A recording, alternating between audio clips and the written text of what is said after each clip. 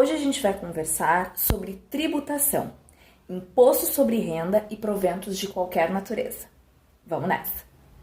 Quando nós estamos falando sobre tributação, uma das coisas que nós lembramos é do tão famoso imposto de renda. Mas afinal, aonde tudo isso começa? O imposto sobre renda e proventos de qualquer natureza está previsto no artigo 153, no inciso 3 da Constituição Federal. Hoje, o imposto sobre renda e proventos de qualquer natureza é considerado uma das maiores arrecadações em impostos da União. Muito diferentemente do que se pensa, os impostos, diferente das taxas, possuem uma característica muito peculiar. As taxas possuem um caráter contraprestacional. Isso quer dizer que toda vez que se paga uma taxa, um serviço deve ser automaticamente disponibilizado. Isso não acontece com o imposto. Todos os impostos arrecadados vão para um caixa único.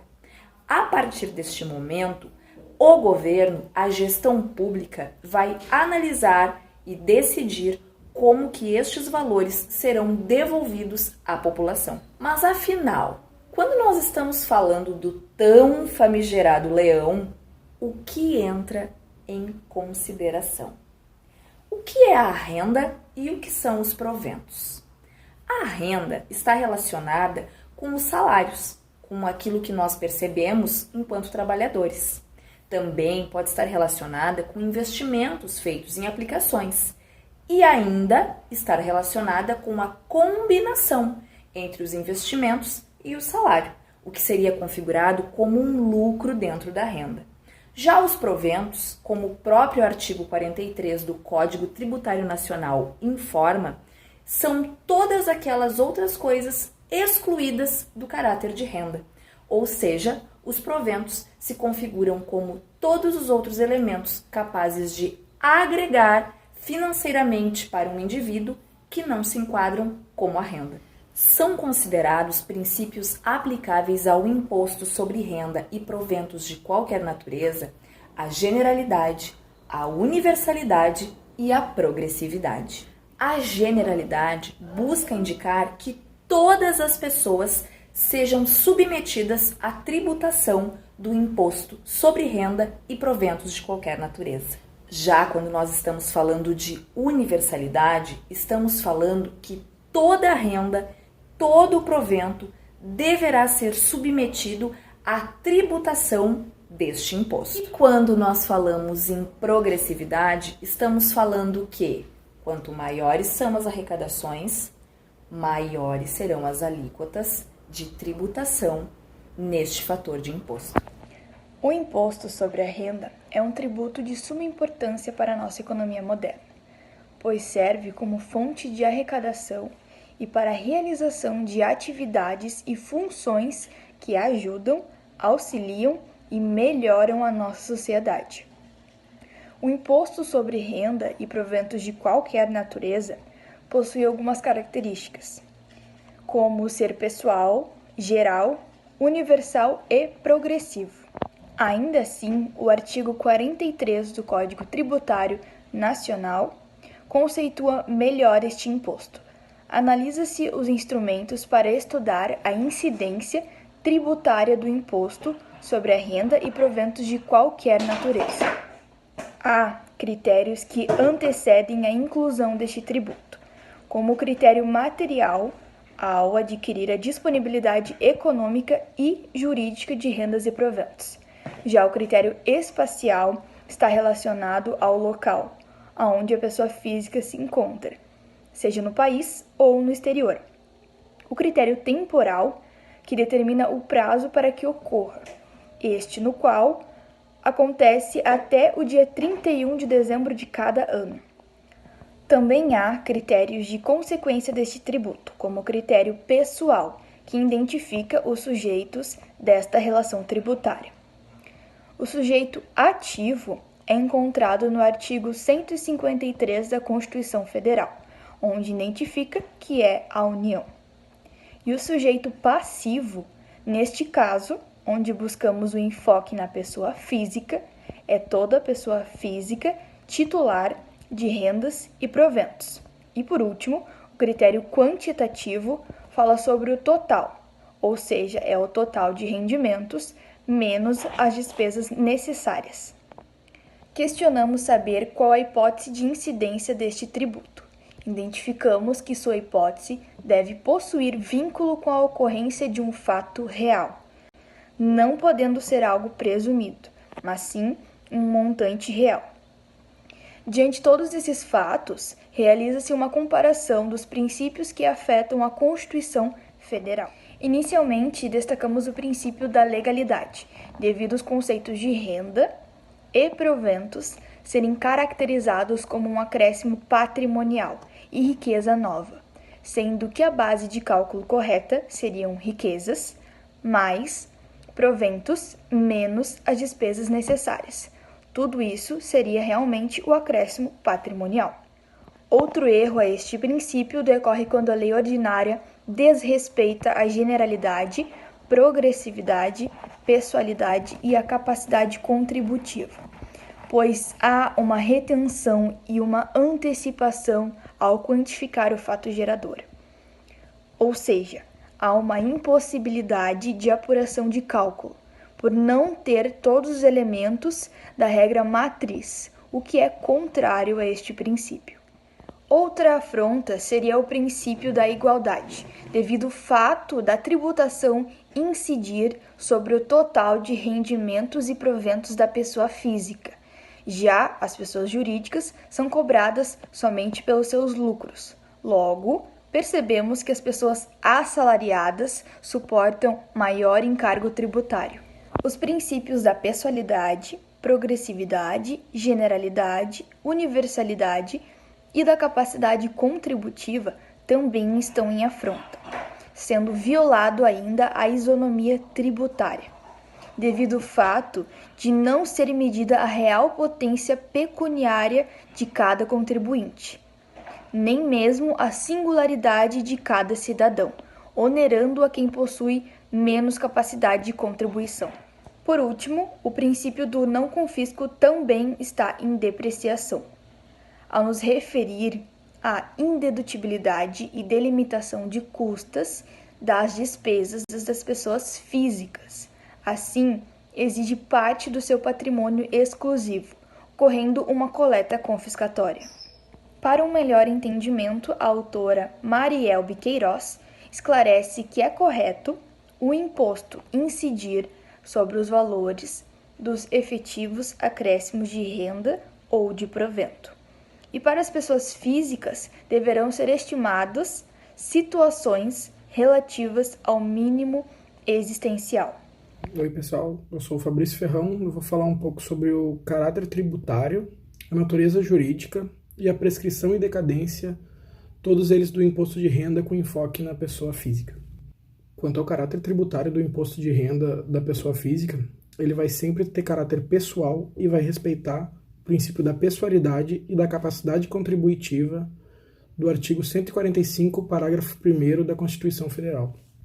Esses dois tributos versam sobre o respeito à capacidade do indivíduo em contribuir, ou seja, a pessoa que tem mais rendimentos vai contribuir mais e a pessoa que tem menos rendimentos vai contribuir menos, de forma que sempre seja resguardado também o princípio do não confisco. Quanto à natureza jurídica desse imposto, ela se dá no artigo 150 do Código Tributário Nacional, onde fica conceituado o lançamento por homologação. Nesse caso, o lançamento é feito pela pessoa física, que antecede o pagamento, e da Fazenda Pública quanto à homologação desse lançamento.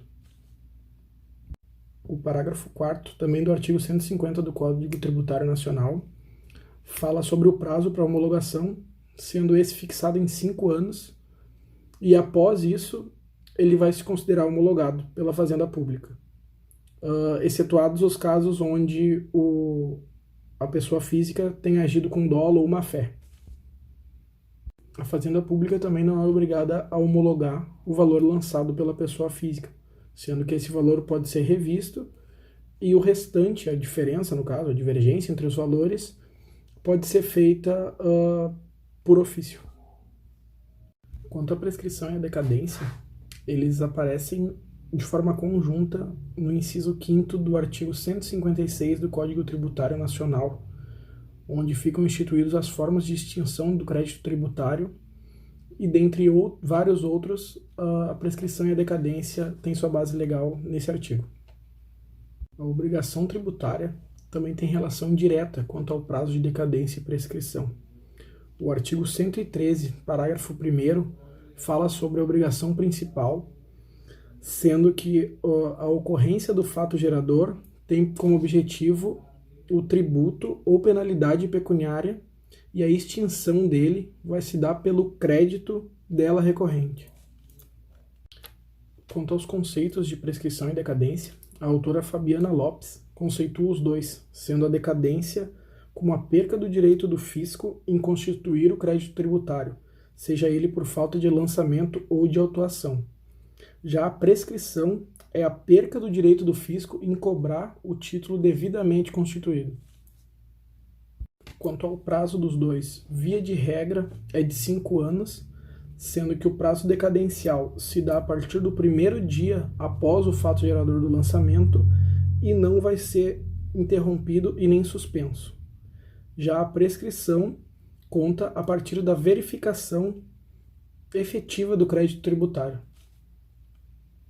O parágrafo único do artigo 174 do Código Tributário Nacional elenca os casos que a prescrição vai se interromper, sendo eles por despacho do juiz que ordenar a citação e execução fiscal, pelo protesto judicial, por qualquer ato judicial que constitui moro devedor ou por qualquer ato inequívoco, ainda que extrajudicial, que importe em reconhecimento de débito pelo devedor.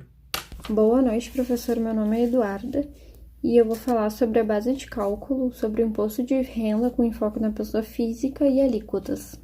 A base de cálculo, conforme o artigo 44, é a apresentação mensurável da hipótese de incidência neste tributo. A base de cálculo do imposto devido seria pela separação entre a soma dos rendimentos recebidos durante o ano, porém sem ter a contagem dos isentos não tributáveis, mais as suposições aceitas pela nossa legislação. Sua base de cálculo é sobre a renda líquida, no qual se refere à totalidade das rendas e proventos de qualquer natureza recebidos pela mesma. Ocorre que os direitos sociais dos seres humanos devem ser devidamente valorizados, não podendo haver espaço para a tributação de rendimentos utilizados para a garantia desses direitos. E conforme o princípio da progressividade, quanto maior for realizada a base de cálculo do imposto sobre a renda e proventos de qualquer natureza, maior deverá ser a alíquota aplicada na determinação do valor devido. A dedução na base de cálculo sobre o imposto da pessoa física serve como uma ferramenta para que o imposto seja cobrado de uma maneira mais correta possível. Normalmente, ocorrerá a cobrança do imposto, primeiro sobre os rendimentos da pessoa física e, posteriormente, é permitido que o contribuinte realizasse sua declaração sobre as cobranças, que não incidem realmente sobre sua renda, as deduções ocorrendo a correção do valor e a possível devolução do valor cobrado a mais. A dedução e a isenção não são semelhantes, pois o gasto qualificado pelo contribuinte como algo dedutível não libera a ação do fato gerador, pela falta de competência e autoridade do ente tributário, ocorrendo então a subtração de suas despesas para não sujeitá-las ao tributo, pois se caracteriza como algo essencial. Já a isenção concerne as dispensas da remuneração do tributo. Alguns exemplos de despesas deduzidas do imposto de renda são despesas com médicos, dentistas, despesas com hospitais, clínicas, laboratórios, plano de saúde, entre outros. A alíquota normalmente é expressa em porcentagem que age juntamente com a base de cálculo. Deve chegar a uma quantidade devida a cada contribuinte, onde se busca uma adequação na justiça social da cobrança de tributo por meio do avanço das alíquotas. Boa noite, pessoal, tudo bom? Agora a gente vai passar para a etapa onde a gente vai fazer uma espécie de tira-dúvidas. Algumas questões no qual a gente desenvolveu em cima do trabalho do direito tributário, com a matéria relacionada ao imposto de renda e seus proventos, com enfoque em pessoa física. No livro de Marielbe Queiroz, os rendimentos auferidos pelas pessoas físicas sofrem tributação em 4 espécies. que é tributação na fonte, tributação exclusiva na fonte, tributação pelo próprio beneficiário do rendimento e declaração de rendimento anual. Com base nessa doutrina, podemos entender que a tributação na fonte é: letra A, o valor do salário recebido a título de 13º. Letra B, os lucros decorrentes de prêmios obtidos em loterias. Letra C, tributação mensal dos ganhos obtidos no mercado de renda variável. Letra D, rendimentos do trabalho assalariado.